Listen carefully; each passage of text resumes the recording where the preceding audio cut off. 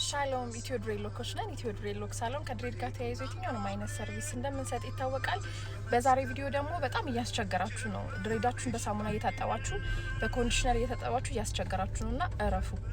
መታጠብ ያለባችሁ በሻምፖ ብቻ ነው መታጠብ ያለባችሁ። ሌላው ደግሞ ጸጉራችሁን ይሄን ድሬዱን ቅባት አትቀቡት። መቀባት ያለበት ይሄ ቆዳው ነው። ቆዳውን ከቀባችሁት በቂ ነው።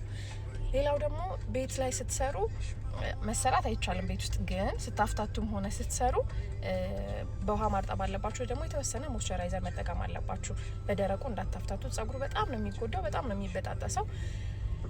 ከዛ በተጨማሪ ደግሞ ድሬድ መሆን የምታስቡ ሰዎች ማለት ተሰርቾ በቃ ምንም ብዙም መንከባከብ አይጠበቅብኝም፣ ሪተች ማድረግ አይጠበቅብኝም፣ አንዴ ከተሰራሁት በቃ እንደፈለኩ መጠቀም እችላለሁ ብላችሁ የምታስቡ ሰዎች በፍጹም ተሳስታችኋል። በስነ ስርዓት መያዝ ያለበት ነገር ነው፣ ውድ ነገር ነው። ስለዚህ ድሬድ ከመሆናችሁ በፊት በደንብ አስባችሁበት ነው ድሬድ መሆን ያለባችሁ።